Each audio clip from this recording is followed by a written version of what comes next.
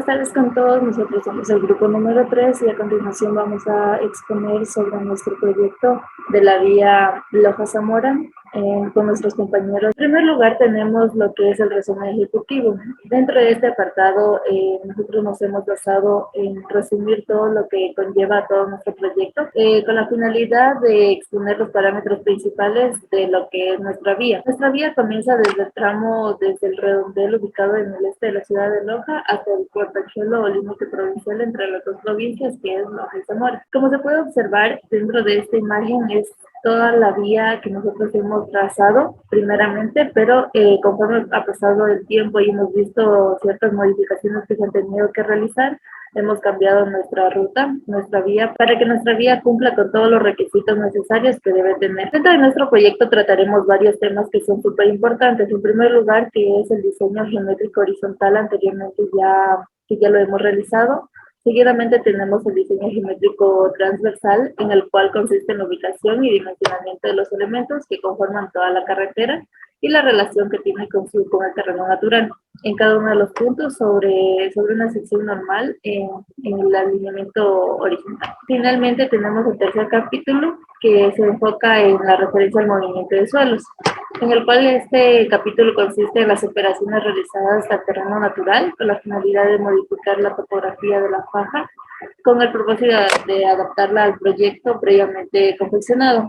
Aquí también veremos todo lo que es corte y relleno dentro de este capítulo y varios parámetros importantes. Dentro del diseño geométrico horizontal que hemos tenido previamente en el proyecto anterior para podernos basar, ya que este se enfoca en el diseño geométrico vertical.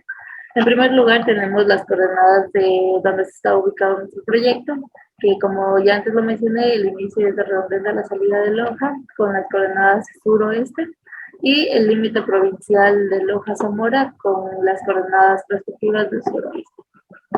Los datos que necesitamos dentro de nuestro proyecto son los más importantes que hemos resaltado dentro de esta tabla, como es la categoría de la vía, que nosotros conforme al proyecto ya realizado tenemos que es de clase 1, C1, el tipo de vía, que es la carretera de 2 carriles, la topografía, que es montañosa, el tipo de superficie, que es el pavimento rígido, la constante K, que es de 44, el volumen de tránsito diario de diseño, que es de 1000 a 8000, la velocidad de diseño, como ya hemos quedado, que era de 60 kilómetros, la velocidad específica de 70, la pendiente recomendada del 10% y la pendiente máxima, que es del 12%. También un parámetro importante, que es el peralte máximo, que es del 8%, y el radio mínimo también de 168.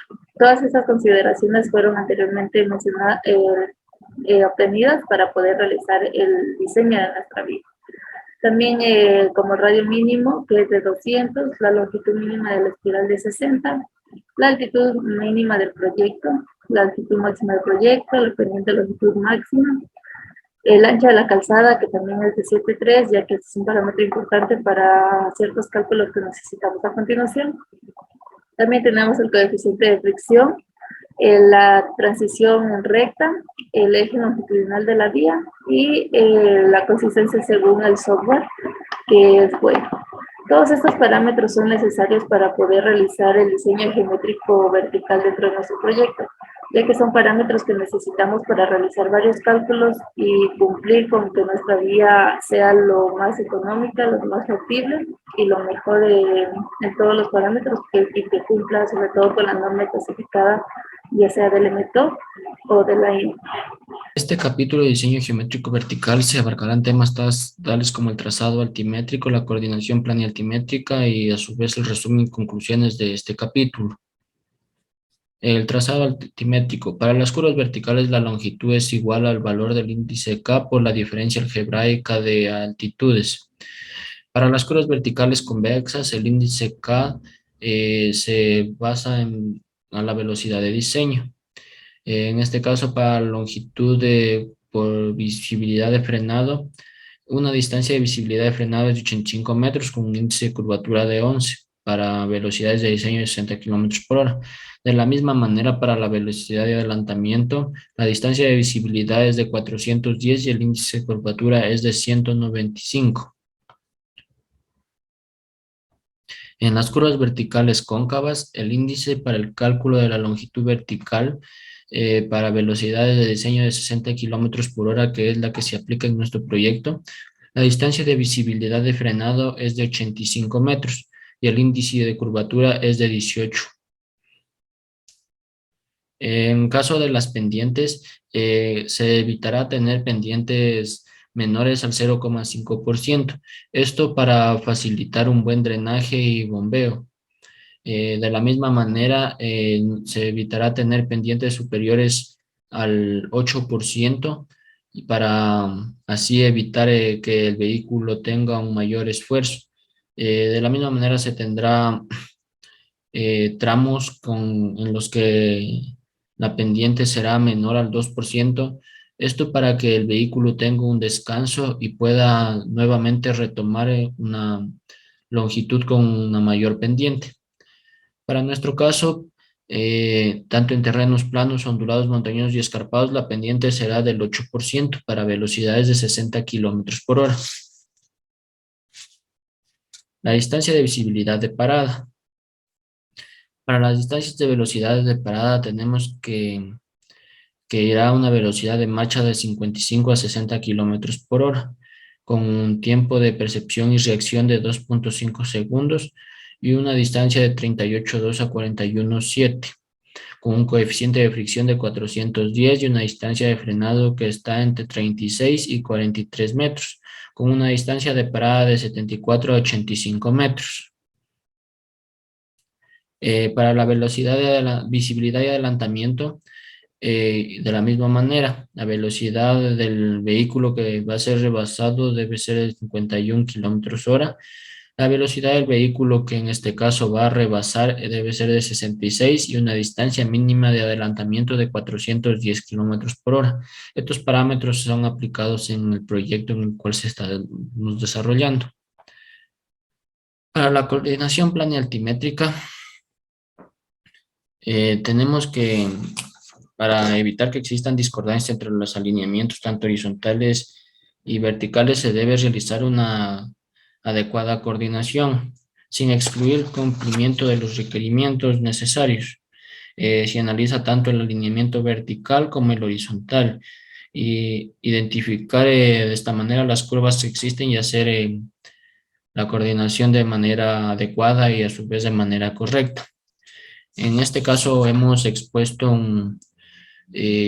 dos tablas donde se presentan los dos primeros kilómetros, donde si podemos ver tanto las estaciones del PI como la estación del PIV se aproximan, aproximadamente no están demasiado lejos, aunque unas se acercan bastante al punto de la estación. Como resumen y conclusiones, tenemos que en este capítulo hicimos referencia al trazado altimétrico, tanto de curvas verticales, pendientes, visibilidad del trazado de parada, tanto en parada como adelantamiento, también en lo que es coordinación altimétrica. Para cada uno de estos casos de diseño se consideraron todo lo expuesto en las normas vigentes. Se diseñó con una velocidad de 60 kilómetros por hora sin exceder. Igual las pendientes del alineamiento no excedieron el valor máximo y así se ofrece una mayor seguridad y un mayor confort para el conductor al momento de circular por esta vía. En el presente capítulo hablaremos del diseño geométrico transversal. El diseño geométrico transversal o sección transversal de una vía comprende la ubicación y las dimensiones de los elementos que integran la carretera, la relación del terreno o la topografía natural y las funciones que cumplen, como lo son la calzada, las bermas, los taludes, los anchos de banca, entre otros. A continuación, en la presente imagen, explicaremos cada uno de estos. Con línea de color rosado tenemos lo que es el eje vial, tenemos con línea de color naranja lo que es la calzada, la cual está dividida en dos carriles. Tenemos las bermas que están contiguas a la calzada con color amarillo. Tenemos los taludes que son de corte o de relleno con color celeste y tenemos también la cuneta con color azul oscuro. Además, con unas pequeñas líneas de color negro tenemos lo que es el pendiente, el bombeo o peralte de nuestra carretera. A continuación explicaremos lo que es la calzada. La calzada de una carretera es la parte en la que transitan los vehículos libremente y se componen de un determinado número de carriles dependiendo del tipo de carretera que se vaya a diseñar. Los carriles de la calzada deben tener un ancho adecuado para que los vehículos puedan circular libremente. Estos dependen del tipo de terreno, del tipo de carretera y de la velocidad del tramo homogéneo con la cual se vaya a trabajar. Como en el presente proyecto nosotros tenemos que será una carretera primaria de una calzada en un terreno montañoso con una velocidad homogénea de 60 kilómetros por hora, tenemos que nuestra calzada debe de ser de 7.30 metros, la cual se subdividirá en 2 carriles. Las bermas. Las bermas son las franjas que se encuentran inmediatas a la calzada, cuya finalidad es controlar la humedad y las posibles erosiones de la calzada, así como para estacionar los vehículos en caso de alguna emergencia. El ancho de la berma es 1.5 metros. El bombeo. Tenemos que el bombeo de una carretera es la pendiente transversal que va desde el eje hacia los bordes y esto sirve para que la vía escurra hacia las cunetas el agua presente. Tenemos que para una superficie de concreto hidráulico o asfáltico se colocará un bombeo del 2%, el cual es de un tipo muy bueno. Además, tenemos las cunetas, las cuales sirven para recolectar las aguas presentes en la calzada y llevarlas hasta las alcantarillas. En el presente proyecto utilizaremos una cuneta de tipo triangular debido a que es más fácil su construcción y a que es la más recomendada. A continuación hablaremos del sobreancho en las curvas. En el momento en que un vehículo empieza a circular por una curva horizontal, tiende a ocupar más espacio hacia el ancho de la calzada debido a la rigidez del vehículo, dado que las llantas posteriores llevan una trayectoria diferente a las llantas frontales. Esto hace que la vía tenga un ensanchamiento en las curvas, conocido como sobreancho, y este se lo calcula para el caso más desfavorable. Para poder calcular el sobreancho tenemos primeramente que calcular el vehículo de diseño. Y para esto necesitamos el tránsito equivalente diario y acumulado en la vía Loja-Zamora. En este se hace un análisis de todos los vehículos que circulan en esta vía, clasificándolos en vehículos livianos, en camiones y los diferentes tipos de camiones que son el 2S1, el 3S2, el 2S3, el 3S3 y el 3B3. Se hace un análisis para cada uno de ellos debido a que cada uno de ellos contiene una longitud diferente. Para poder determinar el sobreancho de una curva tenemos que realizar el cálculo de de algunos parámetros como son el ancho ocupado en la curva, la diferencia radial, el ancho adicional y el sobreancho necesario. Esto lo calculamos con para cada uno de los camiones. Y tenemos que el sobreancho necesario para un camión 2S1 es de 1.62, de un camión 3S2 de 0.42, de un camión 2S3 de 0.83, y para un camión de 3S3 necesitamos de 0.59 metros, en el cual, haciendo el análisis, tenemos que para el sobreancho para el camión más desfavorable es de 1.62, con el cual siendo el camión 2S1, con el cual se diseñaría el sobreancho de nuestras curvas. Movimiento de suelos.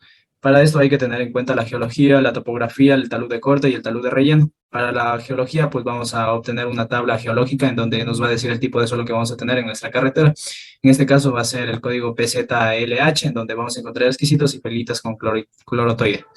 En la topografía vamos a tener que es una topografía irregular, escarpada. En los taludes de corte, pues van a ser los taludes que le vamos a hacer al terreno, los cortes que le vamos a hacer al terreno para que quede estable, y el talud de relleno, pues va a ser lo que se viene a rellenar donde falte relleno, pues para que no quede un hueco o para no adaptarnos al terreno irregular que es. Para la geología, pues vamos a tener en cuenta que tenemos unos exquisitos, en donde esta es una roca metamórfica que es conglomerado con arcilla combinados. Esto se ha vuelto un tipo de roca media débil y esta puede ser esencial para los rellenos, ya que es buena como conglomerado, normalmente o coloquialmente se lo conoce como conglomerado. Las filitas pues vienen a ser un poquito más estables al momento de romperlas, no son tan fáciles de romperlas ya que tienen cuarzo con arenisca. Entonces estas van a ser una buena opción como relleno y como talud. También podemos observar en nuestro tramo que va a haber arcilla y esta arcilla pues nos va a ayudar mucho por su cohesión entre partículas que esta tiene. Para la topografía vamos a tener que es escarpada, va a ser un clima frío húmedo y en algunas veces va a ser páramos. Los páramos es decir que siempre va a estar con neblina y por ende con agua, entonces va a ser siempre húmedo. Vamos a tener, como les mencionaba, terrenos irregulares, en donde estos terrenos vamos a tener un poco de arcilla. Podemos observar que ahí la arcilla es un poquito estable, al momento de hacer taludes no se viene a erosionar, ya que tiene una alta cohesión entre sus partículas. Tenemos el terreno escarpado en sí. Hay que también, para los taludes de corte, pues estos los vamos a derivar de una tabla con respecto al tipo de roca o de tierra que existe. En el talud de corte, pues vamos a observar pues que se le hace un corte a la montaña, en donde cuando sacamos el talud de corte, pues lo sacamos de una tabla para un talud de recomendado. Hemos utilizado el 0.8 horizontal por 1 vertical, que es el recomendado en una tabla que nos dice de roca blanda. Hemos obtenido ese valor pues haciendo algunos cálculos por nuestro tipo de tierra que es variado. En el talud de relleno, pues viene a ser el relleno que falta para que nuestra vía no tenga irregularidades ni hundimientos. Y esta también se la ha tomado de una tabla que podría ser de relleno de cantera o también podría ser arcilla consolidada, o sea, bien unida, bien cohesiva. Para los análisis de movimientos vamos a tener nuestra carretera, vamos a analizar que mientras más abiertos sean estas líneas, es más área de corte o más área de relleno. Pues en este caso va a ser relleno, corte, corte, y todo esto viene a ser un corte, ya que estos vendrían a ser los taludes.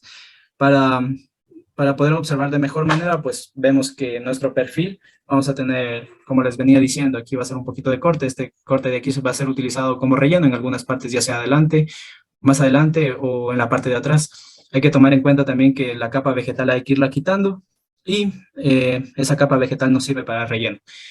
Cabe recalcar que también todo el corte que se vaya a hacer, dependiendo del material que salga, se lo va a utilizar como relleno, ya que nuestro acarreo gratis va a ser de 500 metros de transporte y en algunos casos pues sí va a cumplir.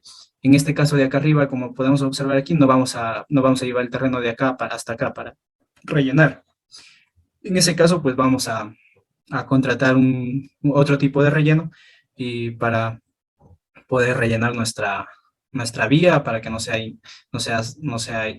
con hundimientos. Todo el relleno pues que sea legible se lo va a ocupar, no se va a desperdiciar nada, y como también se va a ocupar relleno de cantera, pues va a ser esencial para nuestra vía y para su estabilidad.